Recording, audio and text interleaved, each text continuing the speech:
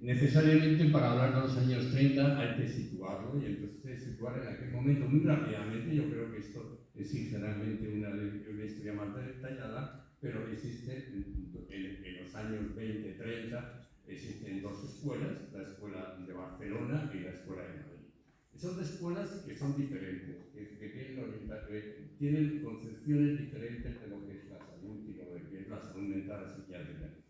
Por una parte, digamos, la escuela de Madrid es más biológica en términos actuales, la neuropsiquiátrica está inspirada más en Cajal y en la psiquiatría alemana, y la psiquiatría, digamos, en Barcelona, las dos escuelas que había entonces, es, digamos, más social.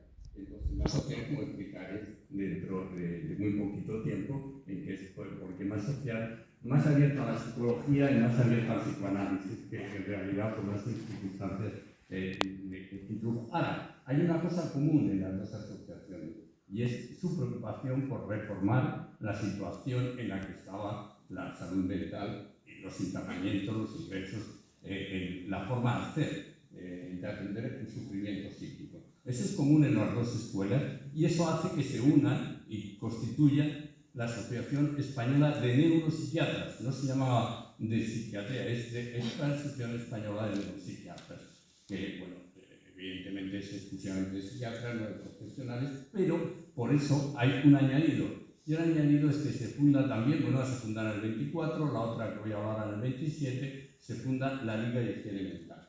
Bueno, la Liga de Higiene Mental estaba fundada ya a nivel internacional, empieza en Estados Unidos con un paciente que se queja de su ingreso en Cali y una serie de psiquiatras, y recorre realmente el mundo desde 1908 hasta... Bueno, y en España, es decir, que participa, y entonces va a tener bastante importancia. Y al mismo tiempo aparece una revista, la revista Archivos de Biología, que sin ser una revista, digamos, orgánicamente de la asociación, es, digamos, la revista que va a utilizar la asociación, y que, bueno, pues todos estos son antecedentes que necesitamos conocer. Bien, porque cuando yo planteaba por qué hay una serie de actividades que son precursoras de lo que son la salud comunitaria, de la psicoterapia institucional, la historia institucional, pero también de la salud colectiva, que ahora empieza en nuestro país desde hace poco tiempo a tener un interés, y bueno, en América ya hace tiempo, en el Cono Sur, que ya está funcionando.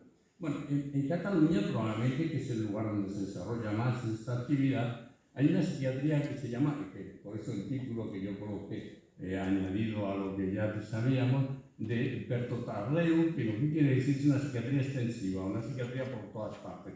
Es psiquiatría porque hablamos de psiquiatría muchas veces cuando lo que se está hablando es de salud mental, mucho más en aquella época.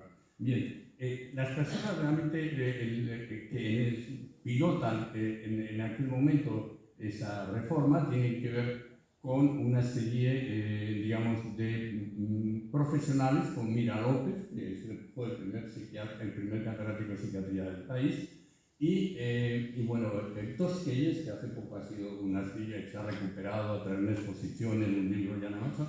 Bueno, ¿qué es lo que hacen? Lo que hacen como figura, creo, en la diapositiva, porque esta la veo mal, es que hacen una descentralización, aprovechando una historia de la mancomunitat catalana de los años 20, que luego la dictadura Primo de Rivera suprime. Entonces es un trabajo, una sectorización, que es la mancomunitat. Entonces ellos empiezan a trabajar, sobre todo, mira, en los barrios. Entonces salen a los barrios. O sea, ¿cuál es su interés?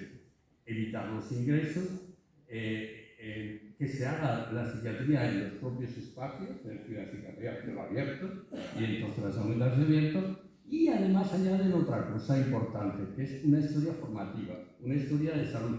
Hay que pensar que en aquella época los profesionales eran muy saludistas, o sea, cosa que ya se ha perdido, es decir, había una historia de salud pública en el discurso, tanto de la de Madrid como la catalana, que es lo que les une fundamentalmente, y se intentó también de una psiquiatría más técnica, más ética y más unida ya, digamos, a las situaciones europeas en general. Bueno, pero se trata de sacar la psiquiatría fuera de los hospitales, por eso extensiva, y al mismo tiempo que no se limiten exclusivamente a lo que se puede llamar, entre comillas, curación, sino precisamente a intentar un trabajo no ya preventivo, sino un trabajo de formación de los profesionales para que sepan esto y evitar el estigma. Entonces ya estamos hablando de los años 20 y 30, se está trabajando esto. En fin, a mí me gusta mucho un término que he leído de Mira y que se recoge de alguna manera tratamientos que ellos, que dice que lo que estaban haciendo es una clínica en movimiento. Y lo que hacían además es intentar conocer el saber de la gente. Es decir, que esa es su teoría. Claro, el saber de la gente yo lo recojo después, ahora me da tiempo, para hablar del acogimiento. Es decir, que si no conocemos el saber del otro, el lenguaje del otro, es muy difícil que la acojamos. Es muy difícil ya la situación de acogimiento, partiendo de la base de que la salud mental tiene que ser acogimiento o si no, no es nada.